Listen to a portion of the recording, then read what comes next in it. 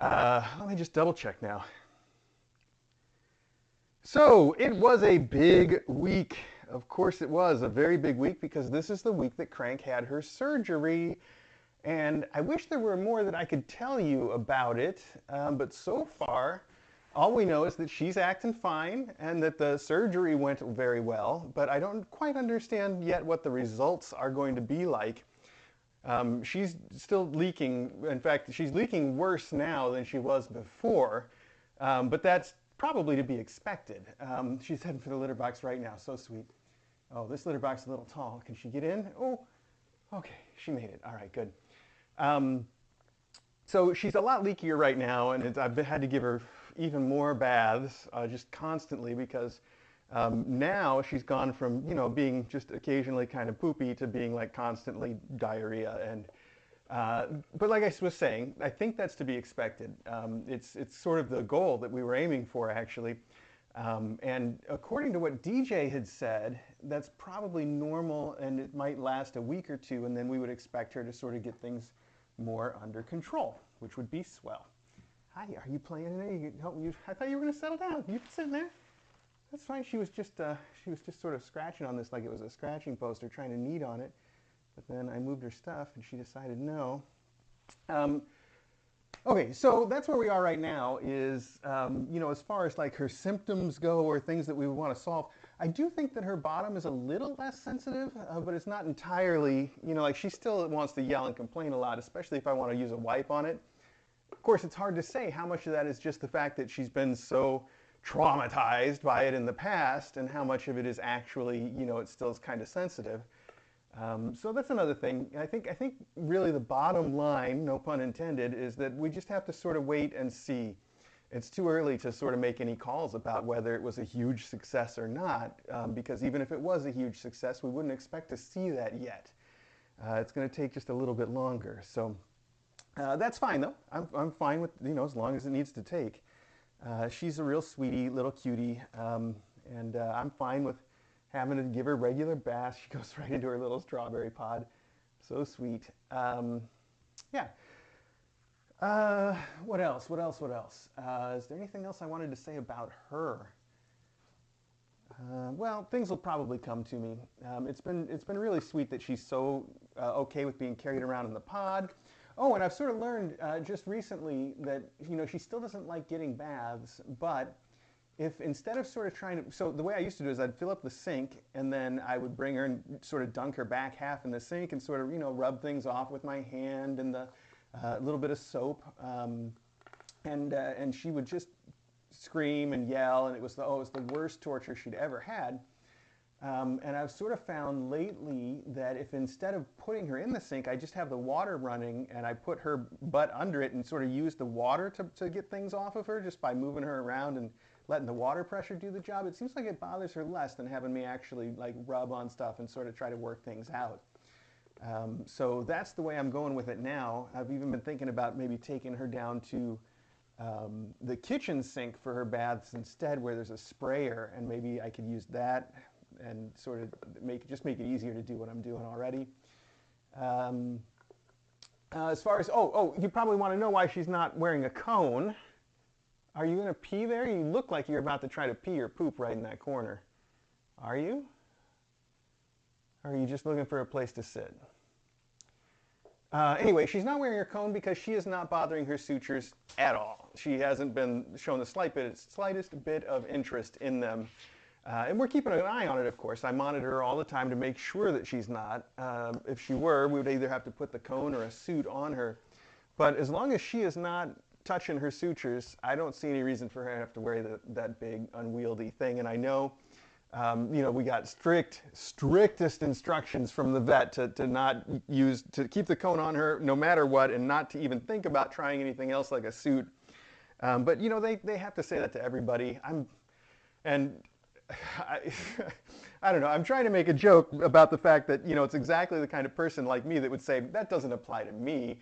That it does apply to the most, but no, I really honestly think that she's doing fine and that this is better for her that way. So whatever, we're good. We keep an eye on it. We kind of, sort of know what we're doing.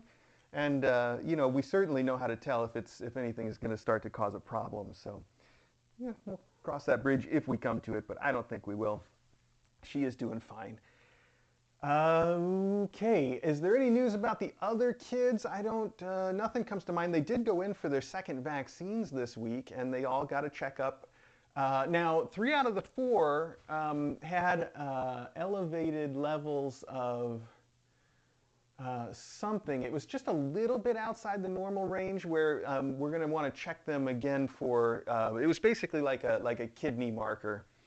I don't know if it was just maybe they were a little dehydrated or something. That happens all the time. So at this point, it's nothing to worry about. Just something to remember to check again when they go in to get their spays and neuters. And I do believe then that that is everything. So if I think of anything, I will let you know. Let me check the chat real quick here. I think this is a good opportunity, if you don't mind, for me to just stop and say to everybody that something I used to say fairly frequently as we were getting rolling with Kitten Academy, but I haven't mentioned in a while, but it's still the same sentiment, which is that, you know, when DJ and I started doing the kitten fostering the way that we do it, where we cover all of the expenses instead of letting the shelter do it, for a couple reasons. You know, we do that, first off, the number one reason that we do that is so that we feel like it's okay for us to make all the health decisions. If we have to go to a charity, nonprofit, like DAWS or On Angel's Wings that we used to work with, and say to them, you know, I want this kitten to go into the vet, you know, most of them are operating in a state where they really have to think about that decision, and it's, you know, asking for something from them is never as nice as it would be. So the fact that we just decided to cover all that ourselves meant that we could take them into the vet anytime we wanted. We wouldn't have to worry about whether we were causing a burden to someone. You know, we could just do it. And then, of course, we sort of promised that we would.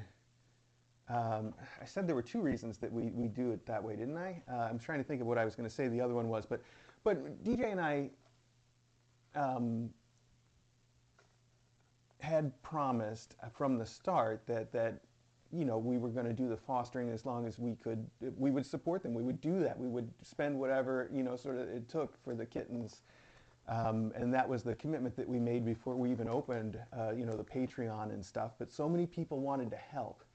And it's just wonderful how helpful people are. You know, everybody was like, we got so many inquiries that were like, oh, how can we contribute? You know, what can we do? And so, you know, eventually we gave people a couple ways to do that if that's what they really wanted. And amazingly, ever since then, you know, I think, I haven't done accounting on it. It's, you know, it's not the way that things work around here necessarily. Maybe they should, but they don't. But I feel like you've kept us ahead of that the whole time, where there's always been, you know, sort of funds that we keep in reserve for just this sort of thing.